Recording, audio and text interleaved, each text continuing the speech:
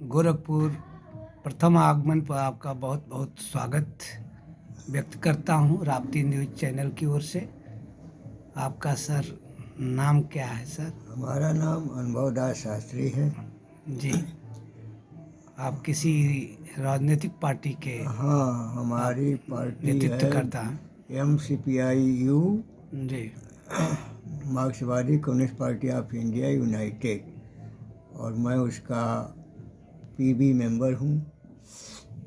और ये अखिल भारतीय किसान फेडरेशन में भी मैं काम करता हूँ, जिसे AIKF कहते हैं। वर्तमान देश में जो परिवेश चल रहा है, गरीबी, भूखमरी, बेरोजगारी का कारण है सर, ये कैसे इससे निजात मिल सकता है? इसके लिए क्या करना पड़ सकता है? ये वर्तमान जो राजसत्ता है, सरकार है, यह तानाशाही फांसीवादी सरकार है, जो भाजपा RSS के एजेंडे को लागू करना चाहती है और उसको केवल जो है ध्रुवीकरण द्वारा धर्म और जातियों में समाज को बांट करके राज कर रही है। और सबसे बड़ा खतरा है जो बाबा साहब डॉक्टर भीमराव अंबेडकर का सपना था कि इस देश को और मनुस्मृति और शोषण से अगर बचाना है तो जो संविधान देश का है उसके अनुसार काम होना चाहिए। संविधान जो है धर्मनिरपेक्षता की बात करता है, सर्वधर्म समभाव की बात करता है, और जो है सबको रोजगार की बात करता है, और आरक्षण की बात करता है, और देश के अंदर सभी धर्मों का आदर होना चाहिए।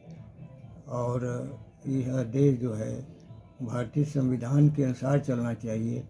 लेकिन यह तानाशाही सरकार जो है, हिटलरी सरकार जो RSS के एजेंडा को लागू कर रही है, जो जिसका मुख्य उद्देश्य देश के गरीबी से को मिटाने, देश में आरक्षण जो लागू था उसको ख़त्म करने, देश में जो दोहरी शिक्षा प्रणाली है, शिक्षा का निजीकरण करके गरीबों को शिक्षा से वंचित करना, बेरोजगारी का कोई हल नहीं है, और जो है जो वादा करके यह सरकार आई सारे वादा खिलाफी कर रही है। न तो रोजगार की व्यवस्था मुहैया कराई है, न जो है आरक्षण जो है कि जो मिल भी रहा था उस आरक्षण को भी निजीकरण करके उसको भी ख़त्म कर रही है। तो ऐसी स्थिति में महंगाई, बेरोजगारी, गरीबी और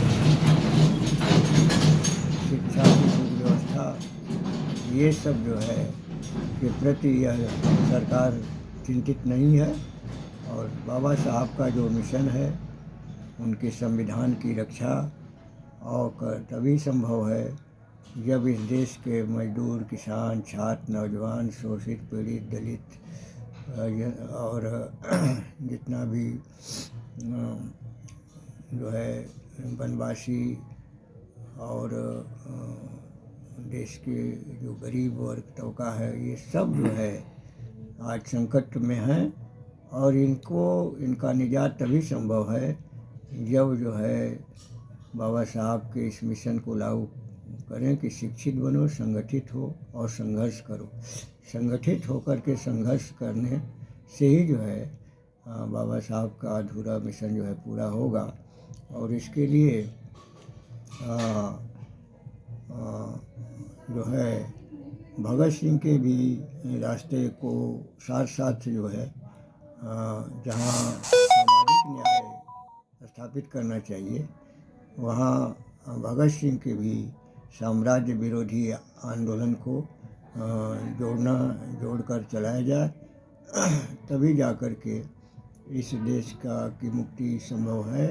नहीं तो खतरा इस बात का है कि यह जो फांसीवादी तानाशाही सरकार है, यह हिंदुत्ववादी कारपोरेट घरानों से मिलकर के हिंदुत्ववादी एजेंडे को लागू कर रही है, जो देश भयंकर जो है संकट में फंसा दिखाई दे रहा है। तो इसलिए हम यही कहेंगे कि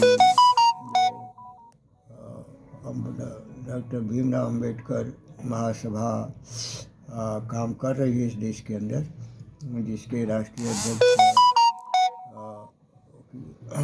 चंद्रिका भारती एडवोकेट जी राष्ट्रीय अध्यक्ष के रूप में काम कर रहे हैं। इनका ये जो है बाबा साहब के मिशन और भगत सिंह के मिशन को लेकर के ये चल रहे हैं। तो हम आशा करते हैं कि निश्चित ही जो है इस सरकार के जुल्म जाति अन्याय के खिलाफ इस देश के अंदर शोषित पीड़ित जनता की एकजुटता कायम होगी और बाबा साहब का मिशन पूरा होगा। इन्हीं शब्दों के साथ हम इस डॉक्टर भीमराव अंबेडकर महासभा के संयोजक और संस्थापक चंद्रिका भारती जी को से आशा है कि इस मिशन के लिए नौजवानों को और काम करेंगे, इसी आशा विश्वास के साथ बहुत बहुत साधुवाद सर।